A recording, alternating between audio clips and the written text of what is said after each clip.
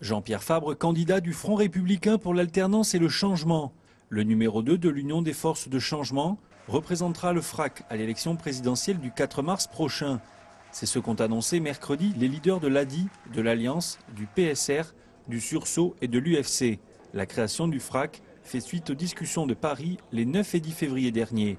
Le porte-parole de cette nouvelle coalition, Kofi Ammian, écarté de la course à la présidentielle, a déterminé clairement les objectifs du Front. Il s'agit de lutter ensemble avec tous ces partis qui sont présents ici. Lutter ensemble afin d'obtenir par tous les moyens une élection transparente.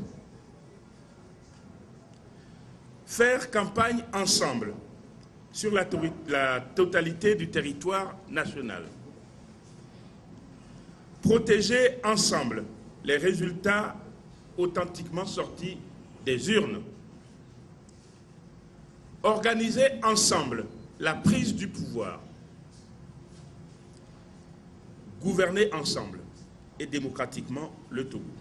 Malgré la formation de cette coalition, le ralliement de tous les partis de l'opposition à Jean-Pierre Fabre n'est pas encore acquis. Le porte-parole du FRAC ne se fait pas d'illusions à ce sujet.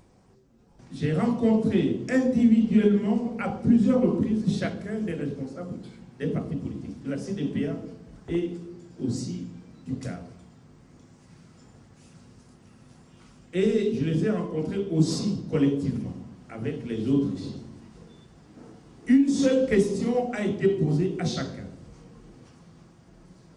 Imaginons un seul instant que vous-même, vous n'êtes pas candidat. Pour qui voteriez-vous? J'attends toujours la réponse. Jean-Pierre Fabre s'est dit ravi d'être le candidat de l'opposition et confiant pour la suite de la campagne présidentielle. Rappelons que l'UFC avait suspendu sa participation au processus électoral il y a quelques jours. Le bureau national du parti étudie la levée de cette suspension. Le candidat pourra alors se consacrer pleinement à la campagne. Si le système en place ne veut qu'un scrutin uninominal majoritaire à un tour, nous sommes en train de lui prouver que nous pouvons lui répondre. Et c'est la raison pour laquelle nous avons créé le Front, pour répondre au refus obstiné du pouvoir en place d'aller vers un mode de scrutin uninominal majoritaire à deux tours, qui permette à toutes les sensibilités de l'opinion de s'exprimer. Le FRAC semble sûr de sa force et ira au scrutin avec pour objectif changer le Togo.